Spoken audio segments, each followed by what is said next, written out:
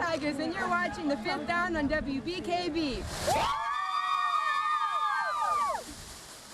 Welcome to the Fifth Down. I'm Jake Vanderbrook. We are now in week 3 of the high school football season here in Northeast Michigan. Our feature game of the week was at Whittemore-Prescott as the Cardinals hosted the Tawas Braves.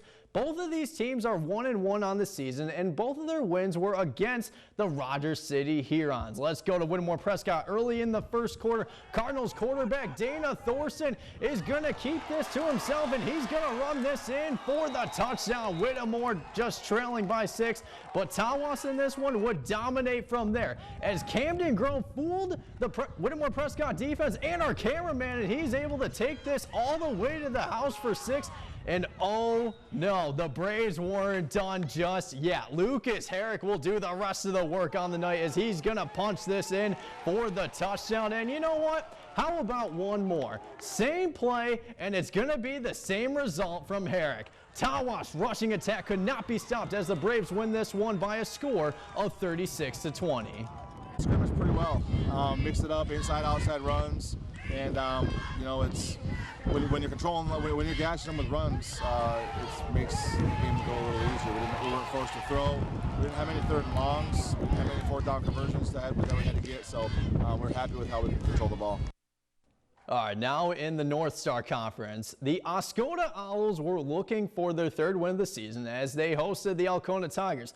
Last year when these two teams met, the Owls put a major beating on the Tigers as they won 55-8, and that game was in Alcona. Well, let's see if the Tigers are able to get revenge from them. Let's go to the highlights, and you know what? These guys wanted to be on TV so bad, and hey, why not? They got what they wished for, but quarterback Brayden Malik and the Oscoda offense looks to continue to put up those high numbers. First play of the game, Malik takes a shot deep down the field and is going to find Gabe Kellstrom for the touchdown. The Owls are able to strike first. Next drive, Brayden Malik, he is going to have time, rolls left, he is going to sling it deep down the field, and this is going to be caught by Robert Host, and goodbye. He'll take it from there. Extra point goal.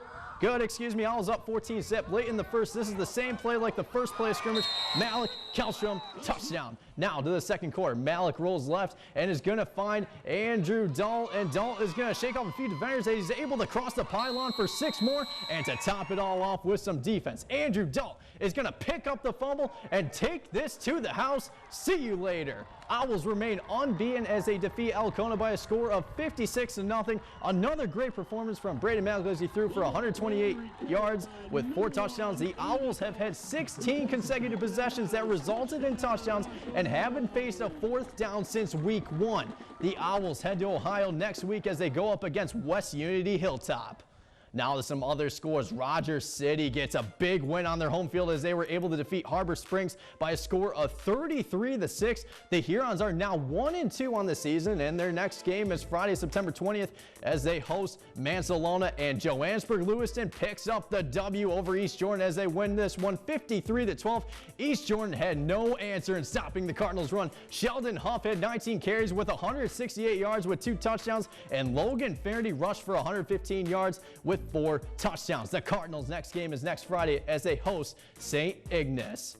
And tomorrow, the Alpena Wildcats are back on their home turf as they take on the Gaylord Blue Devils. The Wildcats are still looking for their first win of the season. Kickoff is scheduled for 7 p.m.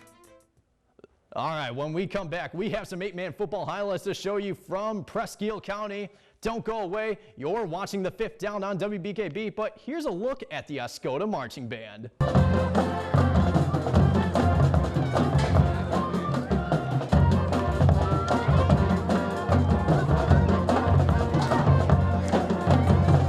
Now switching gears to 8-man football, the Onaway Cardinals have been hot offensively as they are averaging 33 points a game.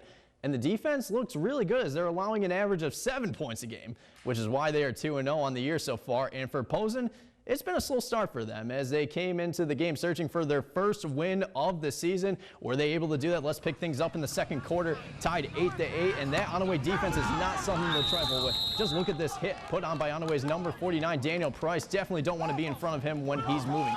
Moving on to the second half where things started picking up. Posen's number 24, Tyler Henke, he's going to take this ball from their own side of the field and run it all the way for the touchdown with no one able to catch him, and they would convert the 2-point after. But Onaway is going to have an answer as number 34, Brendan Fenstermaker, is going to run straight up the middle, and goodbye. He is able to get to the end zone, but the Cardinals are going to end up putting 6 more points on the board. But the Vikings, though, they still have some gas in the tank. Fourth quarter, Posen up 32-20, and the Vikings are going to put this game out of reach. And look who runs it in. Tyler Henke again. Posen is going to get their first win of the season by a score of 40-20. Head coach Greg Peach said this team has been dealing with some injuries, but his bench stepped up in a big game. You know, we had to have some guys step up, so that's what we asked our guys to do. I think we had a very solid game plan, you know, and we executed it, you know, for the most part. You know, I think our guys played really hard tonight, and I'm proud of them. And now to the other score in 8-man football. Gres-Sims drops a close one to Pellston, 32-30. Gres-Sims is now 1-2 on the season, and their next game is home against the Hillman Tigers, and Pellston will be back home next Friday as they take on Onaway. And now it is time to thank our Fifth Down sponsors. The Fifth Down coverage is brought to you by Alpina Agency and Auto Owners Insurance. Auto, home, life, health, and business, we make insurance easy. The Aplex, Northeast Michigan's premier events complex. Visit aplex.org to find out more. And Mid-Michigan Health Rehabilitation Services, helping you return to your highest level of function or performance.